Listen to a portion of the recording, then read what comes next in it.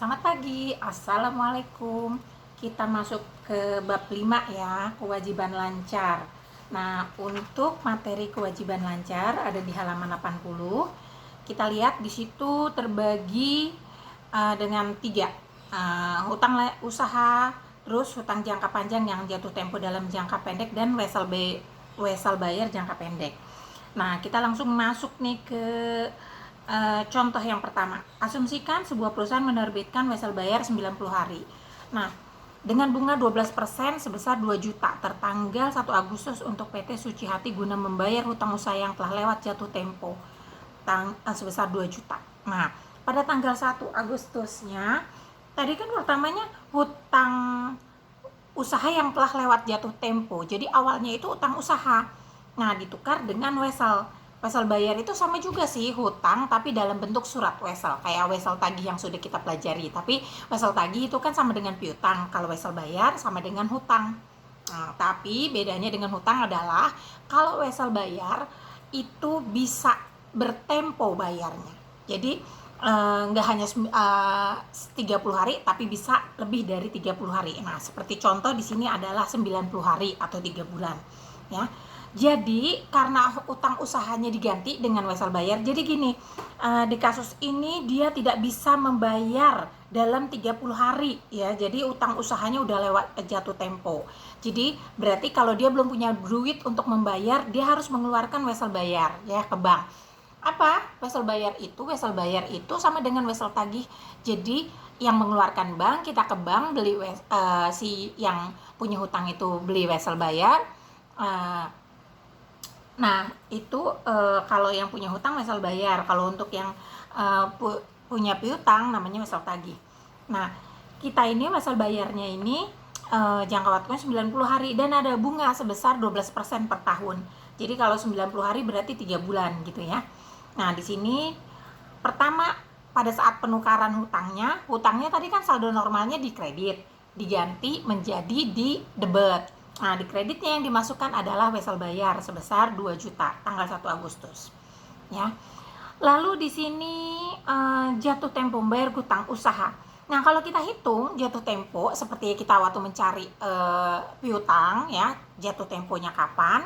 Nah, itu 90 harinya kapan jatuh temponya? Nah, kita cari ternyata jatuh temponya ini 30 Oktober ya. Cari pakai itu. Itu harus kalau kalian bikin latihan soal harus disertakan coret-coretannya ya, coret-coretan cara mencari jatuh tempo tanggalnya ya. Nah, di sini udah bisa kan, jadi kalian tinggal bikin sendiri ya. Jadi bulan Agustus 31 dikurang 1, September 30, Oktober 30, jadi 90 ya, bawahnya 90 terus sisanya Oktober berarti tanggal 30 ya.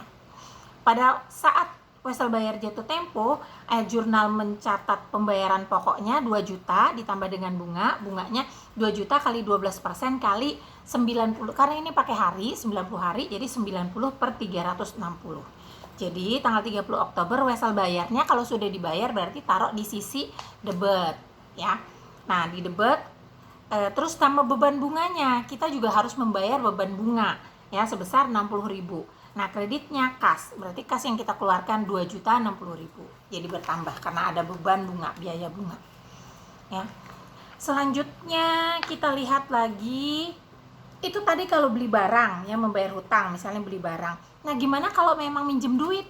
Ya, sama aja sih, diasumsikan pada tanggal 19 September sebuah perusahaan meminjam uang sebesar 6 juta dari Bank Mandiri dengan memberikan wesel bayar 90 hari dengan bunga 15%. Nah, pertamanya pada saat meminjam uang tanggal 19 September itu kas ya, terima uang kas sebesar 6 juta, kreditnya wesel bayar 6 juta. Nah, kita cari jatuh temponya 90 hari. September kan 30 dikurang 19 berapa? Terus Oktober 30, terus garis dulu di bawahnya, kalau ditambahin lagi nggak cukup nggak 90. Nah, ini 90 terus tambahin lagi ya, jadi jatuh temponya kapan? Nah, di sini jatuh temponya kebenaran 18 Desember. Jadi tetap harus disertakan perhitungan coret-coretan kapan tanggal jatuh tempo ya.